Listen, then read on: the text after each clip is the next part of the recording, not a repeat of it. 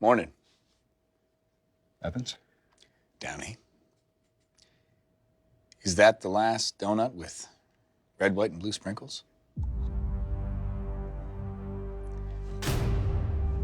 What did I tell you would happen if you ate the last donut with red, white, and blue sprinkles? A little foggy on it, but I think it was something like raining down hellfire. That's right. And here I am without an umbrella. I feel a storm brewing.